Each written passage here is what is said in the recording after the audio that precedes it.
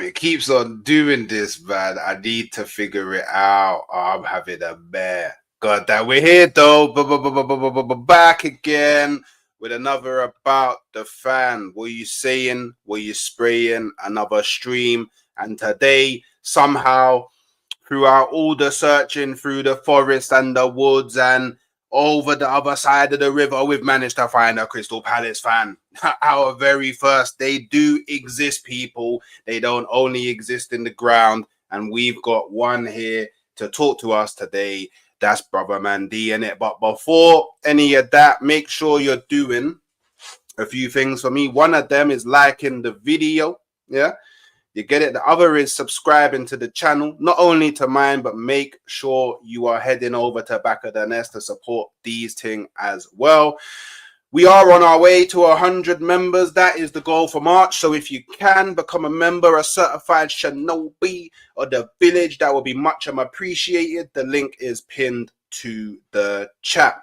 Now, look, obviously, those that have been here before will know that I can't interact with the chat during About the Fan due to the structure of the show. What makes sense on the stream will not make sense on a podcast on Spotify.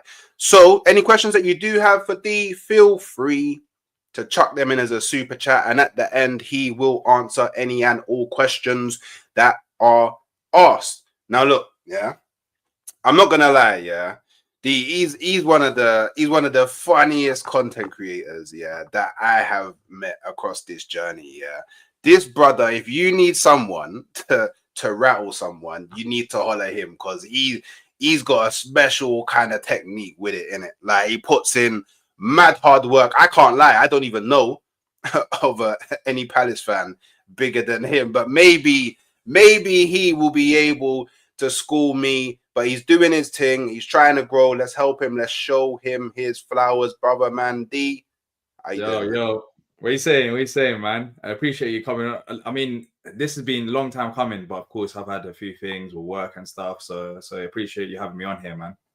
No, definitely, man. We got to make it happen, man. We got to show everybody that we just don't show love to, the big clubs. We show love to all the clubs in the world. You know what I mean? So we had to get you through, man. Been a long time coming.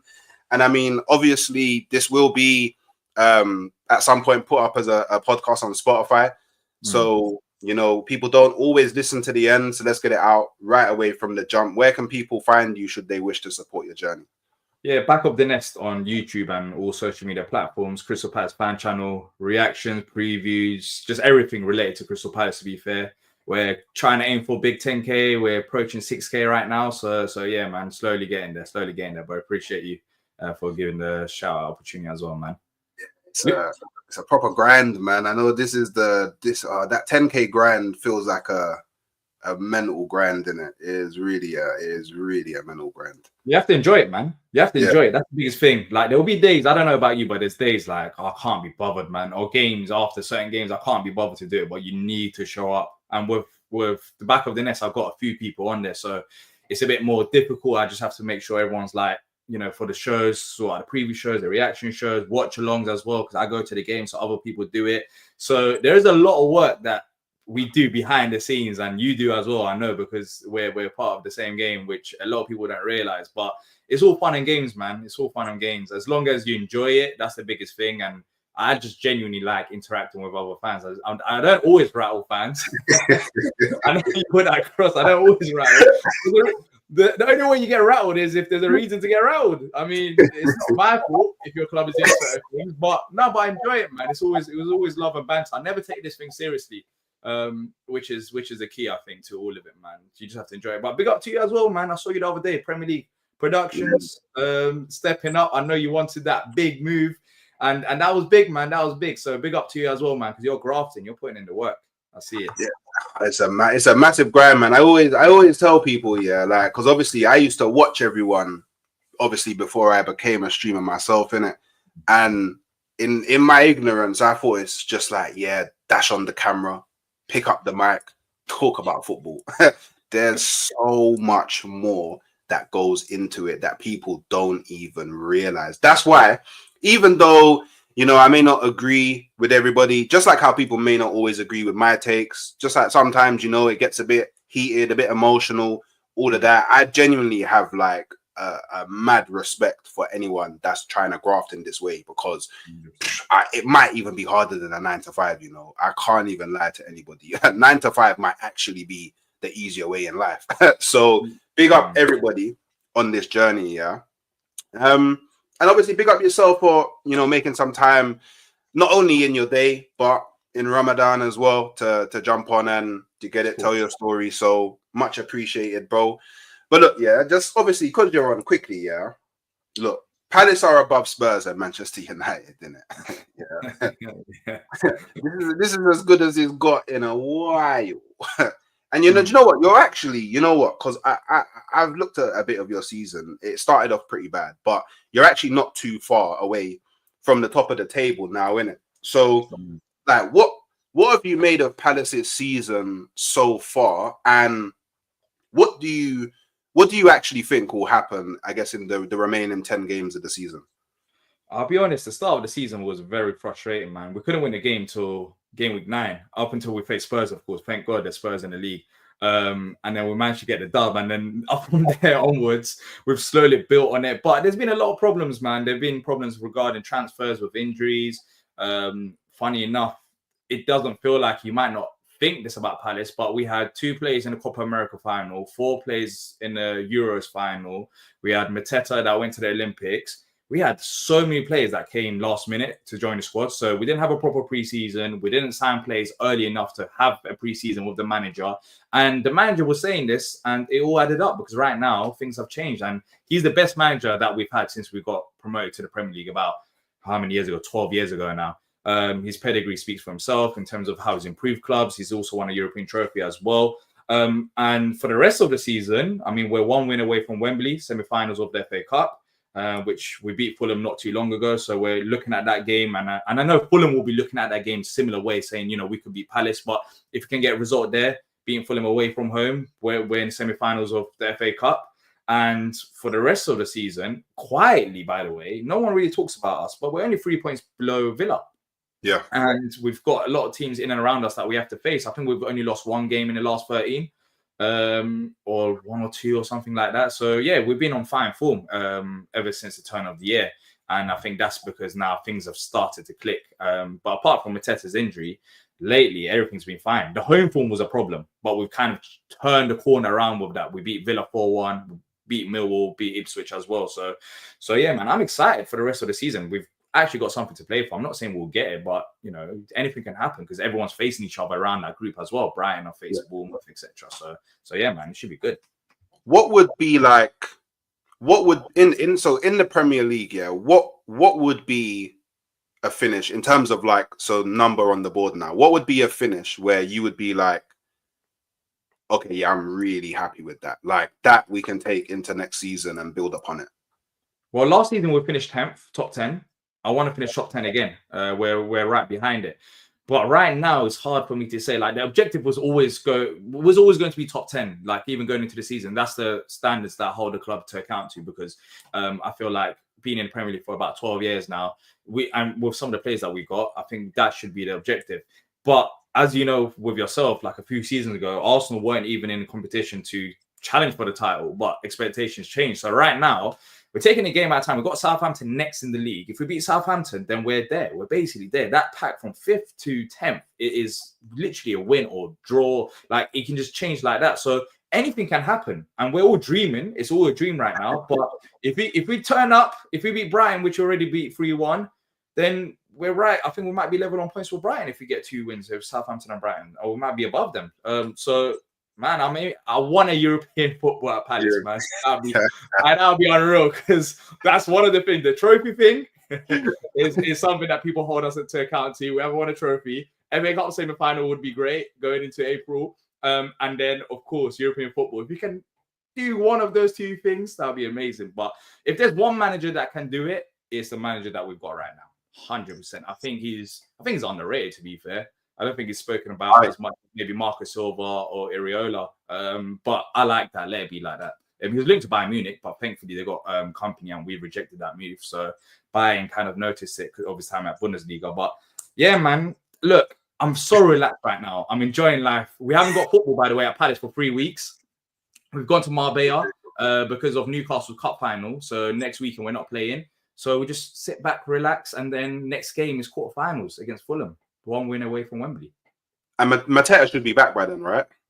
Yeah, Mateta should be back. Actually, Mateta's travelled with the team to the training camp, but he'll be doing individual training. But yeah, Mateta should be fine. There's no concussion, no fracture. It's just a nasty ear injury, which I think he should be recovered by that Fulham game. And he done his thing against Fulham a few weeks ago, so we need him back. Do you know what? Yeah, I don't know if there are a lot of fans out there in the world that do YouTube content that are ready to stream with you if Palace win the FA Cup and get European football. Like, it would be very uncomfortable. Hey. The way I talk right now with nothing. Imagine giving me that talk. Yeah, I can't lie. I think I'll be on a ban. I think certain people will put me on a ban. I know Kaz will love it, for example. He will love it. He will try to have me on the channel every single day. And I will be there from the morning stream to the afternoon to the evening stream. Trust me. But it's a dream right now. We're staying compressed, game at a time. The next game is against Fulham, quarterfinals. So I've seen Palace not too long ago. It was less than 10 years ago. We were in the FA Cup final when Pardew done that dance. Yeah. So the FA Cup is the trophy that we've been closest to. It's our history. We went to FA Cup final back in the 90s as well. So yeah, man, I just want to take a game at a time. We beat Fulham not too long ago. It's still not going to be easy, but if you can get that win, we're at Wembley, semi-finals. It's crazy to say Palace are 3 wins away from winning the trophy. Hey, man. Hey, like, you know me, I like Palace in it. Like, we got ties in it, man, like Ian Wright in it. So you can see it. So soft spot in it. But obviously, I do hope. Do you know what? Yeah, I'm actually one of the fans who I actually don't like the fact that the Premier League's become so predictable. I don't like the whole every season same teams in the top 4, top 6. Like, I actually like the fact that Nottingham Forest are up there. I like the fact that the likes of Bournemouth are in the conversation. So I'm all for like the Man Cities, the Man Uniteds, the Tottenhams, the Chelseas. Obviously not the Arsenals, but everybody else falling away and making room for new blood to come in, because that just increases the competition within the Premier League, innit? At least in my opinion, innit? And I know everyone don't agree with me, but that's just the way that I view it, innit? But cool, I got a bit of a what if question, a bit of a kind of show starter, kind of what if. Imagine in a hypothetical world, yeah. Like, look, the Palace ownership, yeah. They've seen what Glasner's done this season, innit? Let's just pretend, yeah. Let's pretend. Don't want to get your hopes up. You won the FA Cup, yeah, and you finished. Let's just say you finished 7th. Actually, no. Let's say you finished 6th, because that will give you 7th. That will give you Europa League, right? So let's say you finished 7th. Depending on cup competitions as well, because if Liverpool win the Carabao Cup, then I think European spots goes back to the league. So you might even go down depending on who wins the FA Cup as well. So it could change to 8th from that, because both is Champions League this season. Actually, do you know what? Actually, tell a lie. It doesn't matter. You win the FA Cup, you're in Europa League anyway. So let's just say FA Cup, you're in the Europa League. They've been impressed with what Glasner was able to do this season for Palace, innit?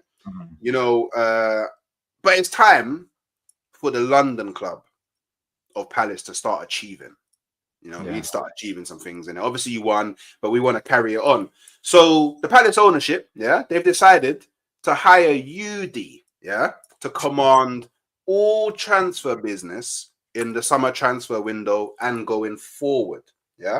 You can sign any 4 players that you want in the summer transfer window to help Palace push for a Champions League spot and potentially go on to win the Europa League. That's crazy. I mean, let me sort by positions, because with individuals, I think it's very hard. It's like a territory we haven't been in. I don't know who on earth would want to come Palace. Do you get it? Like, I know who would want to come Palace, but I'm talking about, I think if you're asking about certain names of that level, I don't know if they would still want to come Palace despite us getting that. So I need to go by positions, because I don't want to say some wild names and be like, wait a minute, can you ever imagine yourself, even if it's like ChatGPT, you know, when they do that AI photos, can you imagine this guy in a kit wearing a Palace kit? I don't want to end up like that.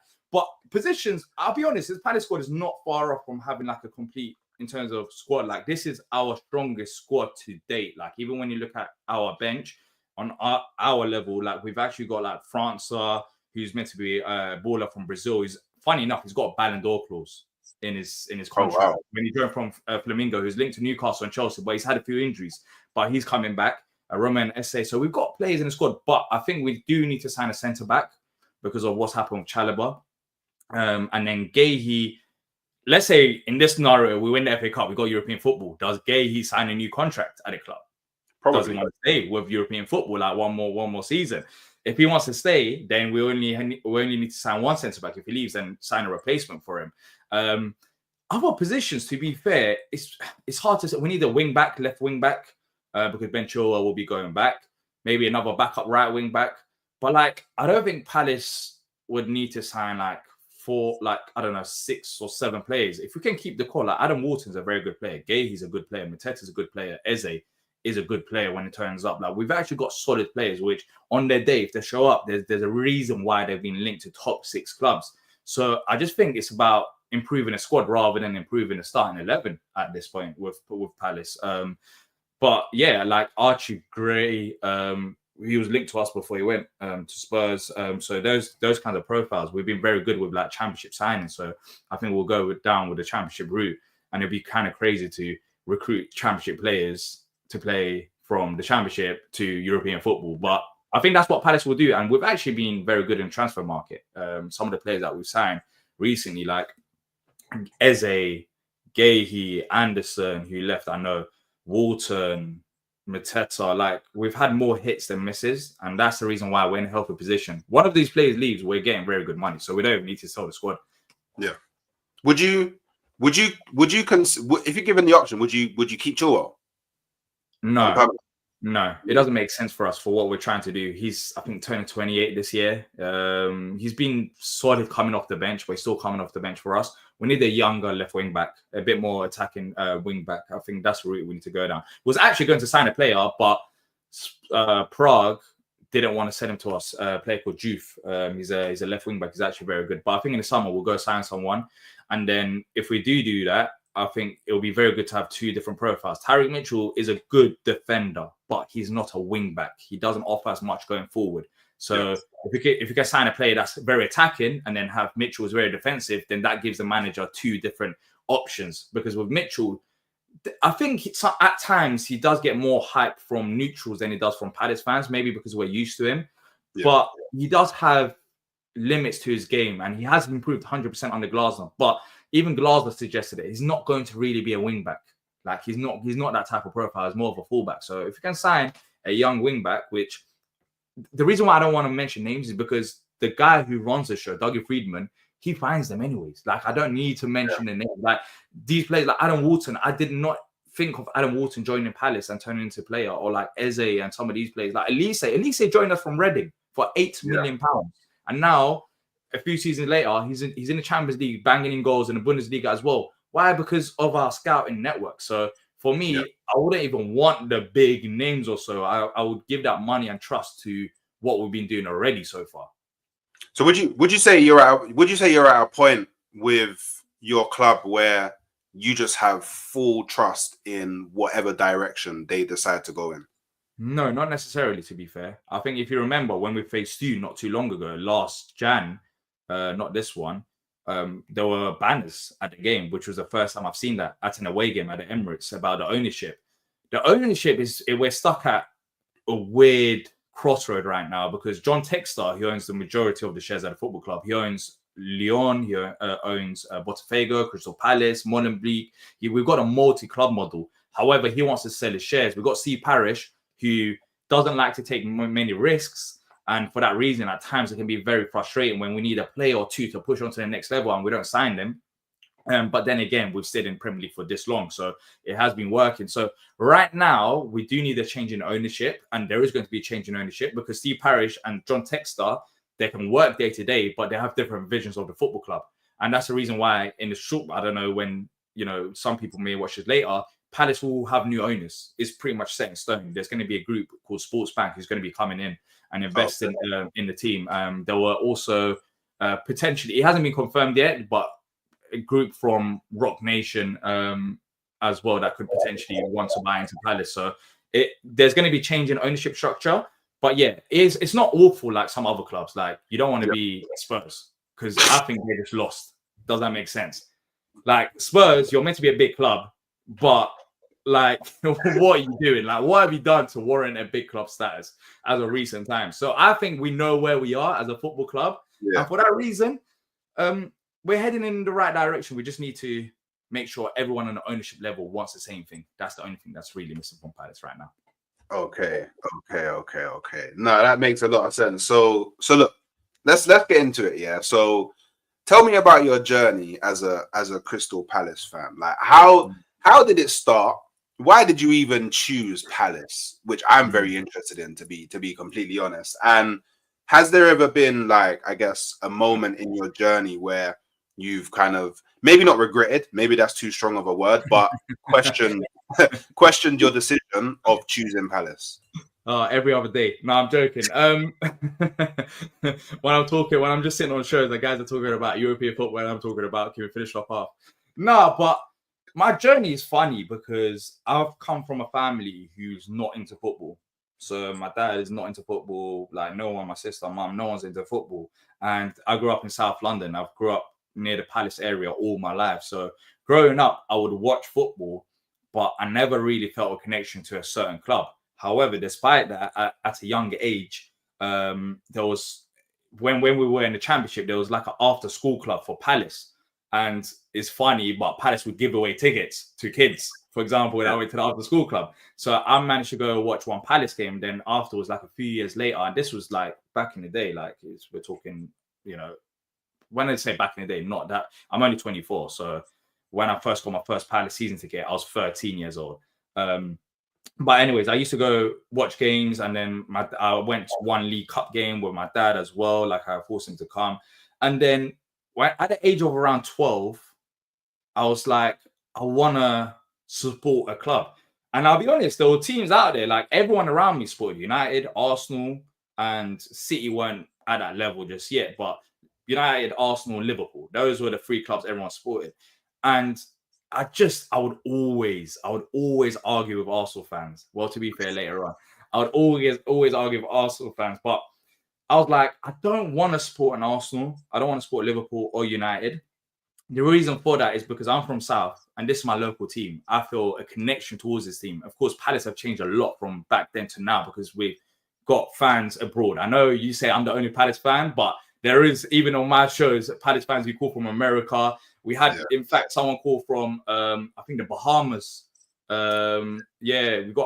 got different fans. We've got Caribbean, Asian. Like it's crazy. Like you wouldn't expect it.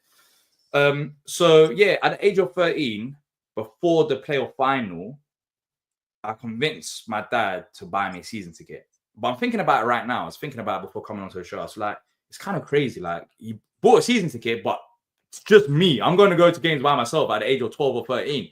But he managed to do it. And this was before the playoff final. By the way, no Sky, no nothing. I'm sitting on the stairs. I'm listening to the playoff final happening. And then when we scored the goal, the penalty from Kevin Phillips, I was like, damn, like next season, I managed to get my season ticket already. Because I was like, regardless, I want to go football. I always love football. I love playing football. I love watching football. But like, I was like, this is the time. Like, I feel like this club is just my local club. Let me support my local team. Then I bought my season ticket. Since the age of 13, I'm 13 years old. It's crazy, but I've been to like games like Cardiff away by myself and stuff like that, which I'm like, how on earth did I even, I don't know, like some people, like my parents are normally strict. I don't know how they let me go at that young age as well to like away games by myself. I went Newcastle away. Like Newcastle away is crazy far. I'd be on a club coach going by myself at the age of 13 or 14, Sunderland away. Because at the time I didn't know Palace fans. Like no one around me was a Palace fan because of no one supports Palace. Now it's kind of changed. More people in South are supporting Palace. But so yeah, age of 13, season ticket. But it all really stems from the Palace for Life Foundation because the after school clubs and me actually going to games like that got me that kind of connection towards Palace, which I was like, you know what, this is my team. That's mad, I'm just stuck on the traveling to Newcastle on your ones as a 13-year-old, like, because that's a scare. Just in general, that's just a scary scenario. Just in general. That's what I'm saying. I never deeped it. Yeah, I don't know how I got away with it, but like I'd be on a club coach in it, so that's the main thing. So we'll go there, come back, but still Cardiff, Newcastle, Sunderland, all of these games I was going at a very young age. But the reason why is because I genuinely, and answering your question about regret, like sometimes you think about it. No, I don't, because it's hard for you to understand because you're coming from a club which is really, it has a global fan base, it has success. But for me, for example, I've got connection to my club. I can, which is crazy, but we've been on interviews with Steve Parish, the owner of the football club. John Textor, funny enough, follows Back of the Nest. Oh, He watches the shows at times, and he follows. He has this guy has he has Lyon, he has Botafogo, Crystal Palace, and stuff like that. And I think that's the main thing about it. Like I've got a genuine connection with my club, and I've been invited to like media events, for example, about the new stand that's going to be built at the age of 17. I got invited to the media event, and people like Talksport were there. Everyone was there, and I was just there as a 17-year-old who haven't really been in the media industry like that. Like I don't know what's really going on, but the reason why I got that opportunity is because my club, like I recognize my club. My club recognized me. I recognize my club. Like we got that connection together. And saying that, I'm always on to Palace. It's not like I always back Palace or whatever. I'm always on to Palace and ownership at times. So it's not even like that. But yeah, man, that's why I enjoy supporting Palace. That's why I have no regrets, because the wins feel even better because they don't come as often. And it's a character development. There's a character development for Palace. It's not easy. Trust me, it's not easy. But over the years, you just grow and grow and grow. And yeah, man, I've been enjoying it. I'm still, as I said, it's been like season ticket holder for like 12 years now, basically. At times it does feel frustrating, but when you take a step back and actually realize everything where my journey started with this club to now, we've come a long way, and I've enjoyed the goods and the bads. That's a real interest, because I'm just thinking it's a real authentic way to enter supporting a club. Like most of the time when people start supporting a club, it's like, my dad supported them, or my older brother supported them, or I watched and saw X on the TV and I just fell in love with the player. But literally, you had an after school club that you then got entry into going to Palace, and then you've gone to Palace games alone from a young age, and even you've gone far and wide across England to support the club from a very young age. It's like you've kind of just been intertwined with Palace, even now to the extent that people high up in Palace are like supporting your journey with your club as well. So I don't know. I find that I find that mad interesting personally. I won't even not like I never, even with like the content stuff, I'm pretty sure you might ask me how I got into it and stuff, but like I never really, when I first started supporting Palace, there was no content, nothing like that. Like I just went because I enjoyed watching football and this was my local team, and then I just built a connection towards it. But like I'm a firm believer certain things happen for a reason, and me supporting Palace was just meant to happen because it makes no sense. Everyone around me like the only sense it makes is that it's my local club, but it's everyone's local club around there. It's Man United, all the Man United fans, it's their local club, Arsenal's local club. But it was just meant to happen.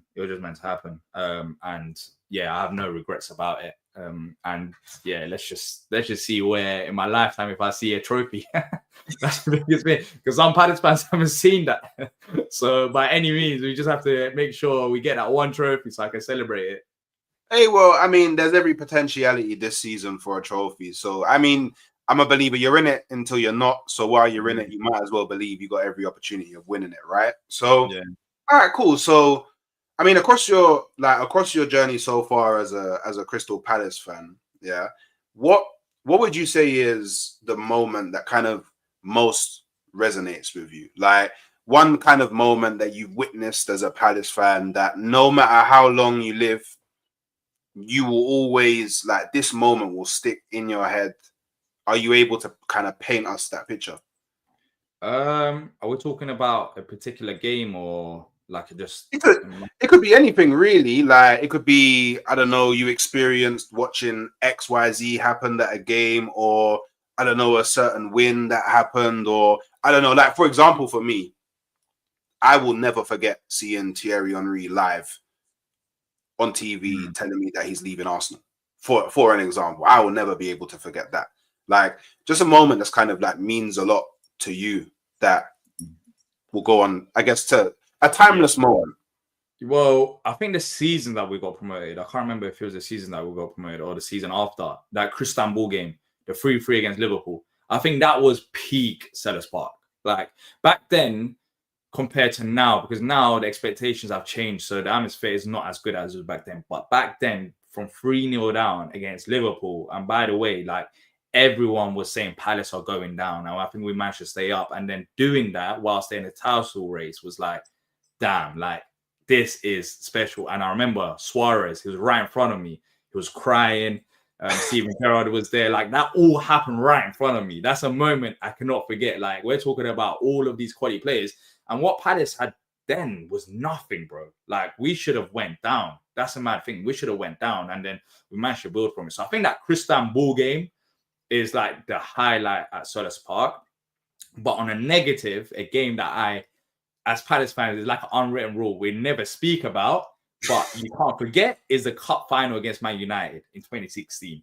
Because that Lingard finish is bro, it's PTSD. Like if I close my eyes, it's there. Like I could see it. Like I'm not even lying. I was at this side of the ground. Lingard was down there. He shoots. He goes top left bins. I will never ever forget that. And after that, what's Lingard really done? Like he just ruined our chances for what reason? Like we just needed that one trophy. I will never ever forget that moment for the negative, but for the positive, that we've had a lot of like semi-final against Watford and FA Cup, and yeah, man. I think the overall picture is like the biggest highlight for me with Palace, because in 2010, by the way, Palace were not supposed to be a football club. We were in the brink of administration. Oh, sir. Yeah, in 2010. And Steve Parish comes in with other Palace fans and saves the club. And that's a crazy thing. Like we weren't meant to be a football club, and we had to sell certain players like Victor Moses, who came up from Palace Academy. Nathaniel Klein is still here. Like Zaha's and stuff. Everyone was, around that period, and it was difficult. But we went from that to now talking about talking about Palace players that are worth 50 million plus. And that's the craziest thing about it. Like it's the whole journey has been crazy. But I've had good. Other players had it like me, and they always tell me like that because on Back of the Nest I have Patrick, he's in his 50s. He's been supporting the club since the 70s, and he's like, this is our best period. But for me, this is the only period that I know. This is the period I grew up in. So yeah, I guess I'm blessed in that aspect. Was you supporting Palace when Simon Jordan was the owner? No. Okay. Because Simon Jordan was pre-2010. He's the reason why we were in administration. But I've read his book. I don't know why. But yeah, him and Steve Parish, they don't like each other. Yeah, they don't. Simon Jordan sees it in a way that his club was stolen from him. I don't know why. But Steve Parish was the one that came in because Simon Jordan caused that mess. But yeah, we interviewed you might not know him, Sean Scannell, who's at Palace.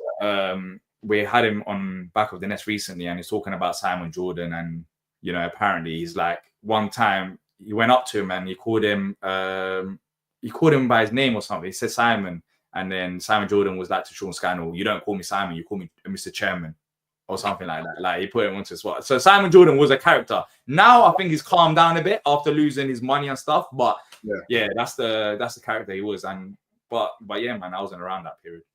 Okay. I mean, it must be good to, like, at least now, at the very least, that your club's self-sustaining. So hopefully you will never run into another scenario like 2010 where you was pretty much on the brink. So that's and in football nowadays, the way that money's all working, is very easy for clubs to just crash and burn, boys. So now that must be good to know. Now that's calm. So look, obviously, I didn't know this prior to asking you. I probably could have guessed, because I imagine that most Palace fans of your age, this will be their answer. But your two favorite Palace players of all time is Zaha and Balassi. Yeah. Mm-hmm. By the way, absolute ballers. I won't lie, especially but Balassi's still balling out now. For the streets, bro. Like the way that they played, that's what made Palace exciting, man. Yeah, exactly. But why are they your two favorite players? I think, even as I said, I've grew up in South, and when you have like cage football and stuff, it's all about skill and flair. And that's what Palace has been known for. Like throughout Palace, like if you look at even when Zaha's left, we had Elise, now we have Eze. Like we've always had those kinds of players. But Balassi, he didn't even know what he was doing. That's a crazy thing. But he would do it. Like I think he admitted it. Like sometimes he just do stuff. And even the Balassi flick, I was there. That was at Spurs away. I was there, but it was like the Balassi flick. He just got invented because I think he used to do it back in the day, and then all of a sudden he thought, let me do it in a game and stuff. But the simple reason for that is, first of all, Zaha is a different reason. Zaha is the reason why we are Premier League Football Club. He single-handedly kept us up for many years, and we kind of, I think I can admit it, we kind of saw it as like a business thing, and we didn't let him get that move away. He was linked to Arsenal, for example. Even though at the time, I remember it was about the transfer fee and installments. Palace didn't want to do it because we're like, if we pay installments over 5 or 6 years, we're going to be relegated by then. So we're not going to even enjoy that money. So Zaha it's funny for you, but he's a Palace legend. He's a legend, even though he hasn't technically won anything. But at a young age, to be fair, he played a key role to getting us promoted because he left, of course, to go to Man United. But he left, we had a playoff season. And playoff game, for example, who wins the penalty? Will. Yeah. He wins the penalty. And he was always around. That's the crazy thing. Like, I would leave school and you'll see Zaha with Lambo. Like, he was local as well. Like, he would always be, so he was always local around South. So, Zaha for that reason and Balassi for the flair reason. Because, he was such a raw player. To be fair, I got very annoyed when he left. Maybe because I was young and I was like frustrated because I was like, why are you leaving to go to Everton? But I was annoyed because I just felt like he didn't really say goodbye kind of thing. I don't know why. I had that in the back of my mind. But now I'm looking back and, taking a step back. Yeah, he was an incredible player. But the end product, that was the only downside. But then again, it was about the enjoyment. We still managed to win games. We still done that. Like, it was like, when Balassi's on the ball, when Zaha's on the ball, take him on. Yeah. Take him on. It's just like right now, when Eze's on the ball, take him on. The whole fans that in the ground, they just get excited because that's what we're used to. And for me, those two players done it for many, many years, and in the championship as well. How did it? What was it like when Zaha left? Like your favorite, I'm assuming at that point you're probably looking at him like, yeah, you're cold. Like, was it like him leaving to go Manchester? Did you still closely follow him when he went to Manchester? I know he didn't really hang out. But we're talking about recent times. No, when he left, it was a case of we're happy for you. You're leaving Palace. You got us promoted, and you're going and joining Man United.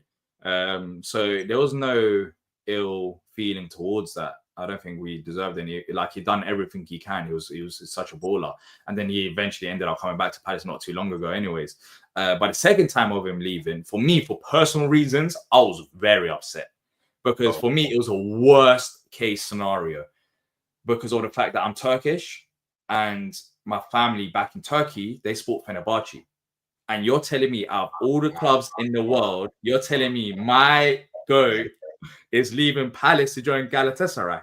That is the worst outcome possible. And I was thinking, what's the chances? What are the chances that he goes and joins them? Because he was actually linked to Fenerbahce as well. And for that reason, I was angry, but I also meant what I said as well. In terms of, are you sure you want to do this? Because after this, your career could easily go downwards. Yeah. But he wanted to do it because he wanted to experience European football, which I understood. But he went Galatasaray, and then ever since then, he hasn't been the same. And it's gone as predicted, which is a sad thing about it. I mean, it's sad from my perspective, but I think he's enjoying life. Like right now, he's in MLS. He's played in Turkey. He's played European football as well. He's played Champions League football. So he's experienced that, and he actually won stuff in Turkey. And he went to Lyon for a bit. So I think from his career perspective, it's actually been a very, it's been a decent career. Like he's experienced a bit of everything. But from my perspective, I was like, don't leave now. And if you're going to leave, don't go Galatasaray. And also, it kind of dragged out, which I didn't like. I felt like, I think he left towards the end of July. Like, if he was going to leave early so he can sign replacements and sort everything out. But it happened. I think he left at a good time, because when he left, we still have Eze and we had Elise. So I think it's still the right time. It's not like the end of the world. And that's the reason why Palace let him go, to be fair. We wanted to keep him, but it was like the right moment. And now we don't look back. He had a great career, but it's just a team that he joined really pissed me off. But now I'm over it, because now he's not playing for them. Oh, I thought there was no chance of getting the Zaha on the back of the Galatasaray shirt. No chance of that happening. Are you crazy? Yeah. Are you crazy? You know how Fenerbahce Galatasaray in Turkey is? I've been to one game, and that game was wild, bro. Funny enough, Fenerbahce Galatasaray is the first game of the derby that I went to, and Fenerbahce didn't lose to Galatasaray at home for like 20 years. Of course, the game I go to, we lose. But bro, it's more than football. Like, it's crazy. It's nothing like anything in England. Like, after the game, I saw a guy with a knife waiting for the directors to come out. Like, I'm like, what is going on? Like, what is going on? It's a whole different culture, innit? In Turkey, football is life for some people. Like, it's not the richest country, and football is all you have. So people just look up to it in a different way that sometimes we do. But yeah, I went to that game, and I never saw Zaha play for Galatasaray. I never watched him live in terms of that. But he had his moment. It's all done. It's forgiven. We're moving it. Yeah, we move. We keep it moving. We keep him. So look, Bolasie in his prime, Zaha in his prime. Who would you bring back into this current Crystal Palace squad? Zaha. It has to be Zaha. I think Bolasie had the streets more, and at the time, I remember there was a lot of debates from neutrals saying, "Oh, Bolasie better than Zaha, whatever." But I think Bolasie, in terms of flair, was top tier. But his end product wasn't really there. You can make the same argument with Wilf, but I feel like Wilf offered more on the ball in terms of trying to create something, whereas Bolasie was more pleasing for the eye. If we have Zaha right now in the side, he probably starts. I think he starts. I don't know. We're talking about prime Zaha. Prime. I was thinking, Rob probably starts. Yeah. Prime Zaha. I just thought what you said. Yeah, prime Zaha definitely starts, and prime Zaha will take us to another level, man. I think there's a reason why he was linked to the clubs he's linked to. Yeah. He did have quality, and I think at times him staying at Palace kind of hurt him, because he'll create chances, but you wouldn't have the finishers. And remember, Zaha at Palace and what he done was incredible for the pure fact that it was only Wilf. And we've seen it with other teams, for example. When you have one player, it is easier to target that player. But despite that, he still got himself out of it, which is crazy. He still managed to create and produce and stuff, which was wild. And a lot of factors don't get considered when you think about stuff like that. Oh, how many goals and assists did he get? Yeah, he might have not bagged 15 or 20 goals a season, but for what he done with the players around him for the majority of the time, it's still incredible, because it was like it was him by himself, and it's much easier to defend against that. So yeah, man. Even if you ask, I don't know if you saw it, Nico Williams. Did you see what he said? Yeah. I looked up to what? Ronaldo, Neymar, and Zaha. Like, do you know how mad that is? I think his hairstyle because of Zaha as well. So yeah, like he was a great player, man, especially in his prime.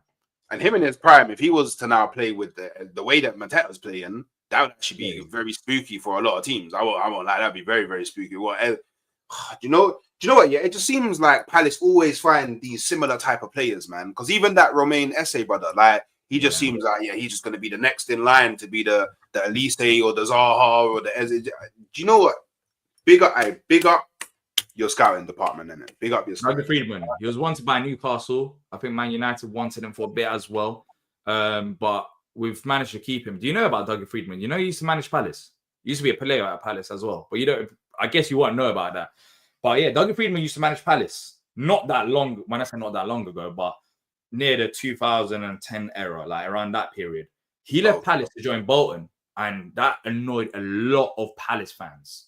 Because it was like, we were doing very well. Yeah, we were doing very well in the championship at that time. And then from there onwards, his managerial career just, it was done. Yeah. And then he actually came on before Back of the Nest. It used to be called the whole thing. We never read on YouTube, but it used to be called Homesdale Radio. We've got interview with him, and he did like apologize and do all of this and that. But yeah, he used to be a player for Palace, a manager for Palace, and now he's a sporting director. And I'm just happy that we kept him in the summer because I think he's the man of dreams that he find. Yeah, he's got a great eye for talent, and he doesn't really miss, man. He doesn't. Yeah. Of course, you'll have one or two misses, but I think that's normal. If you look at the bigger picture, as you said, Essay's on the bench now, and he's still raw, but with the potential that he's got, we know that he can turn into a player. So yeah, it goes down to him. That's probably, and you know what? Yeah, because obviously you spoke about earlier. You spoke about how John Texter watches your. Well, he did. I don't know if he still does, but he follows Back with an S, I think, on IG, and we don't even use IG. We've got like 400 followers because he once messaged us. Because at the time, I remember when the banners were out, I think he wanted potentially we could have had him on, but it didn't work out in that way. But yeah, like John Texter, which surprised me, to be fair, because I'll be honest, I'm not his massive fan. And I do say it as well.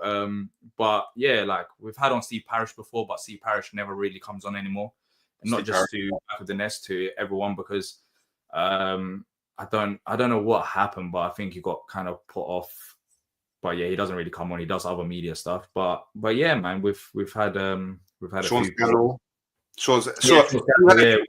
Yeah, we've had other players in the past as well. We've had a lot of former Palace players that have come on. So that's been a good thing. But I think it's easier to do with Palace maybe than it would with Arsenal or thing. Oh, 100%. We haven't had no Ian Wright or anything like that. We haven't had no Wright or anything like that. Hey, who knows, man? You never know. One day, but obviously, just I think, regardless, I think that's amazing. Like, I'll be honest, like, because obviously your journey as a content creator, so like when you started out, like, could you have foreseen that you would be able to like just talk to so many people that have been connected to the club? Like, because I know me, but when I started doing YouTube, it was like I just thought, I didn't even know about getting on other people's channels when I started YouTube, let alone Steve Parish, Sean Scannell. Do you know what I mean? So like, what's your journey been like? Why did you even start? Like, what made you want to get into like creating football content? I never really did, That's the crazy thing about it. That's what I'm saying. Like, it was just meant to happen. So, Wild Story, I used to listen to before Back of the Nest used to be called Homesdale Radio. I used to listen to that every Sunday. They used to go live. They used to do like a radio show, and I used to listen to it. And then I think one day they posted it on Twitter, like, "Oh, we're doing like a pro club session. Like, who wants to join?" And on FIFA, I was like, "Cool, I'll jump in." And at this age, I'm still young. These are grown men. I'm 16.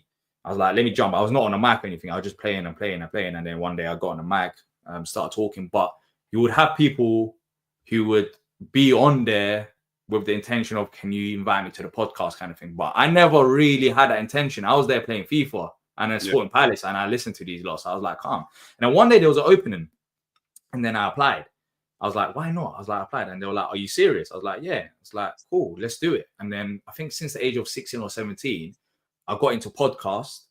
I was doing podcast first, and then I started the Back of the Nest YouTube. Not that long ago. I think we've had videos for like many years back, but properly I've started it maybe like 2-3 years ago.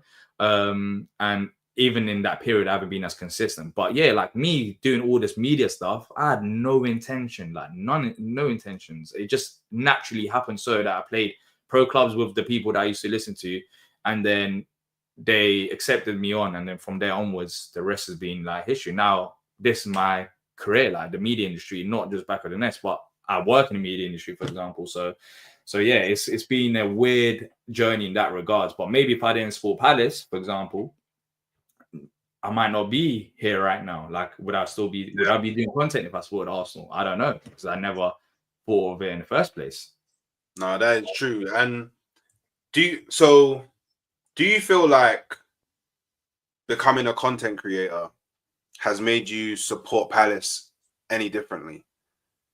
That's a very good question. In terms of what? Like to give an example, because I've spoken about this a lot to different people on and off camera. is that before I jumped on to YouTube and actually started making content across all different social media platforms, for example, if Arsenal lost, I can just hide. Do you know what I mean? I can just switch off to everything. Like the couple group chats, I can just mute and just completely disconnect from Arsenal and football until I'm like, cool. I'm not happy again, but I've got rid of those negative emotions, and now I can come back with a clean kind of mind frame and start thinking about football again.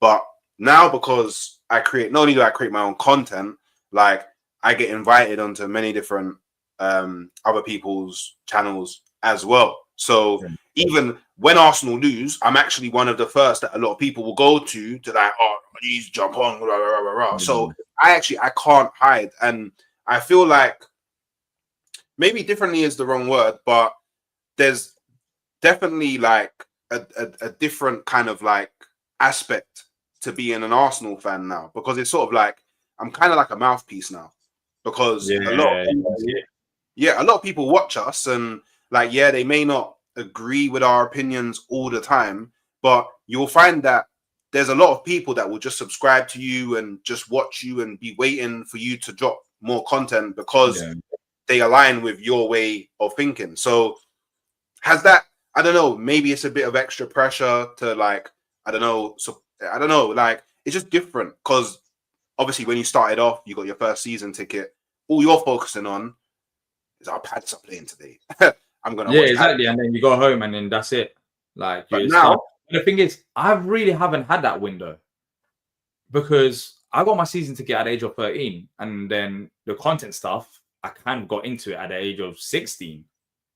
Okay. So I didn't really have that moment of like, all right, cool, like growing up watching Palace and not doing, because of course I'd try to watch Palace, but I couldn't go and watch Palace as like a 10-year-old or 9-year-old when my dad or my family wasn't into football. Like I went to the game here and there. I went to like Cardiff League Cup final back in the day, and like games here and there, but like I couldn't go to games like that. So for me, like from when I was a season ticket holder, I didn't really have that much of a big window, and I was still mad young at that age, like 13, 14. So I was not going to do like, I don't think football hits the same as it does now at this age. So I really haven't had that change. Like I've always been involved in it in a way, which I think for that reason, it's like, it's just normal. And bro, there'll be like Arsenal fans and United fans that will give it all. Like they will give it all, like all my boys and stuff for Palace. So I've always been kind of involved in like the banter in terms of that, but like I've kind of brought it to the content side of things now. But yeah, like I don't think I've changed. Okay. No, fair play. I do think that I do feel like being a content creator does it opens you to a whole new world. And I don't know, maybe because you experienced it a bit earlier, like maybe, I don't know, maybe it's used to it now. Like I've always been part of my journey kind of thing now, because I started at a very young age. It's always been kind of part of my journey. Like even if I wasn't doing YouTube videos, I would do podcasts. And funny enough, like at that young age, there used to be like forums and stuff, right? Palace forums, and then you have people who put comments, some weird comments which I don't understand. It's like, oh, why is he trying to sound black? I was like, what on earth does that even mean? Like, do you get it? Like, I would have people who would say different stuff like that, because I guess I don't even know what sounding black even means. I don't even know what that means. But I would have comments like that, and stuff like that it will get to me at a young age. I'll be like, am I not talking properly? Am I not doing this or that or whatever? But because I've been always involved, like kind of supporting Palace and doing content side, it's like cool. Like I've kind of just growing along with it. I just never really had to change for it. So yeah, man, it's just one of those things which, I mean, it's much better now supporting Palace than it was before. You might say, well, for what reason? But I feel like we're trying to build as a football club, and yeah, we're heading in the right direction. So it's like the hard work, hopefully one day will pay off, and then I can get the last laugh. Yeah. the last laugh is funny. No, the last laugh is I truly believe, with Arsenal, I use that word. I always get the last laugh when it comes to Arsenal, because my boys used to support Arsenal. Well, they still do support Arsenal, but now they've stopped the bantering, because back then they will get onto Palace. I don't know why. Maybe it's like school times, innit? You're just naturally just bantering or whatever. They'll get onto Palace, bro. There's some of the stuff I heard, Sainsbury's FC, like it just was some mad crazy stuff you would hear, yeah. And I've held that to this day, and they know that as well. And when Arsenal have been in the mud, which to be fair, it's been FA Cups to be fair since like for the last 10 years or so, it's been mainly FA Cups. No, longer than that. I heard crazy stuff from that, bro. We didn't have a kit sponsor. I know Chelsea don't have it now, but back then when it's Crystal Palace, we don't have a kit sponsor, and you're right next to Sainsbury's. It's like minus like 1,000 aura points. You get it? Like I was getting grilled by Arsenal fans and United fans as well. To be fair, but United fans they've calmed down. But for that reason, that's the reason why I am how I am. But I see it as banter in it. I don't see it as serious. But when you ask like, how on earth does a Crystal Palace fan talk? I've been doing this for 10 years, bro. I've done this when we didn't even have like a roof over our heads. So for me, right now is perfect. Like I can still talk despite us not winning anything because we've gone from having the Tom Ince and Joe Ledley to having Adam Wilson and Eze's and the Zahas, for example. So I can even talk more now. But yeah, man, that's the reason why, if you do wonder, like, why do I get onto these clubs? I get on for banter reasons, but a lot of Arsenal fans, I don't know why, would get onto Palace, and I never understood it. So for that reason, hey, I'll be here till it's just business, innit? That's how I see it.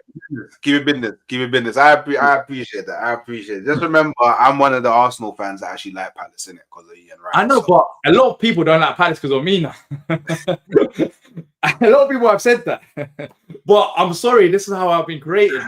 Don't blame me. You lot created a monster. Like I never had intention. You lot created a monster. A lot of people will be like, "Oh, Palace, my local team," but the way you speak about Palace, like I actually don't like Palace anymore. That's what they used to say because I would get onto them and they'll get onto me.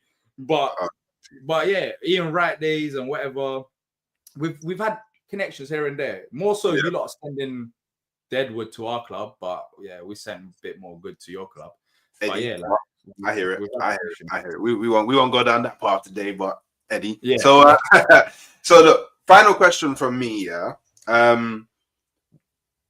Okay, you know, two-part, yeah. Can you imagine a world without Crystal Palace? It's crazy. No, I can't. And I've been thinking about this. I was like, that's the one non-negotiable for me. Because, like, you don't realize it because you're always living in it and you're always talking about it. You're always watching games, going to games, planning shows and stuff. But I can't imagine a life without Crystal Palace. No way. No way. Like, to the extent of, you know, I've spoke to people on a serious extent and they didn't appreciate some of the Crystal Palace stuff. But I was like, there's no way I'm changing myself or Crystal Palace for you. That's not happening. Like, it can't happen. Because well, you weren't here before when I had Crystal Palace, and you won't be here after. Crystal Palace will still be there. You get it? It's like my club, bro. It's only up the road. Like I can go Crystal Palace whenever. And that's the one thing that I can't imagine life without Palace. Okay, so then what does being a fan mean to you? What does being a fan mean to me? I don't even know. what does I'm just a fan. I just love the team. I love everything about Palace. I just want us to grow. Like it's like a project with Palace from where we've come to where we're going. It's a local club. Like I've seen Palace, for example, do local help the local community with youth and other aspects as well. And so being a fan to me is like I will be there. I'll support the club no matter what. I'll say some things which I won't like, but none like regardless of what I say about Palace will always I'll always have Palace's back. Always have Palace's back. So yeah, man, going to games, talking to fans, building connections. That's Palace for me. It's like my local hub. And one day I might move out from here, but I still have that connection. Like Palace will never change for me. South London, like this is where I grew up. Literally 2 minutes from where I live. So I grew up near the stadium as well. I literally was born here. So for me, it's like, yeah, man, being a fan is just helping. And one day, hopefully I do get to that level, but I do want to give back as well. I do want to give back. So I'll do like my dream. These are dreams, but I'd like to create like a 3G pitch in partner with Palace, for example. That'd be amazing to give back, and to give back to the community and stuff like that. So I think that's like always the dream to China, because it's not the best of areas, Croydon. You're not from Croydon, you can't say that, innit? But I can say that. We're not the best of areas, but yeah, what it does for the community, Crystal Palace, I think it keeps it going, man, and it's grown a lot. Okay, yeah, Croydon is a dark place that under no circumstances do I go to, and if anyone asks me to go there, I'm like, hey, you gotta pay for my Uber or something, because that's far from, especially from where I'm basically not in terms of like how dark it is, like, because Croydon's Gotham, but I'm like in terms of distance, I'm like in the North London version of Croydon. I'm kind of in the North London version of Croydon, innit? So it's like literally a massive diagonal. Like I couldn't go to anywhere further in London than Croydon, innit? So big up you. Before we leave, as we're doing like about the fan, I think this is interesting. Would you believe me if I said if I didn't support Palace, I'll support Arsenal? Would I believe you? Yeah. I would. If you said that to me, I would believe you. My boys, for example, don't believe me because of how much I get onto Arsenal. But yeah, like with Arsenal, I can't lie. I have respect for you, but I do not want Arsenal to win anything. What is he? I don't. Me, because it's not you, it's the other fans. It's your fan base, bro. It's your fan base as a whole. Every club will have those kinds of fans. I understand that, but with Arsenal, there's a reason. Like, don't you ever think, as an Arsenal fan, like, why don't no one really want us to win anything? Why is it always against us? Like, why? Because City, I don't have a problem with. Yeah. Like United, I wouldn't want them to win, but I'd rather United win over Arsenal, which sounds crazy, and Liverpool. I don't know about Spurs, but Spurs, they're not really in contention. Like, yeah, we don't care about Spurs. But yeah, like, but Arsenal and Palace, I think we got similar kinds of like the culture, like identity, for example. Yeah. And I think that's the reason why, because I feel like with you can tell me better, but you got a connection to your club. Yeah. You know, with players coming up and whatever. So yeah, I feel like yeah, I would, but never. No. I can't even imagine it. Well, maybe you never know, man. You never know what the future holds, but yeah, you know. I'll tell you that for a fact right now. The future does not hold that. We don't know, but one thing we do know is not that. All right, sweet. Well, you know what, D, I've enjoyed the conversation. Love for coming through. Thanks for taking some time out of your day as well to have this conversation with me. Everybody that's inside, I hope you've enjoyed the conversation, and those that watch on playback. Wow, playback, not play black. That's funny. But yeah, obviously on the way out, just make sure you're liking the video. On the way out, make sure you're subscribing not only to my channel, but heading over to Back of the Nest to show D some love over there with all of the good Crystal Palace content he is doing. And I will catch you next time. Come on.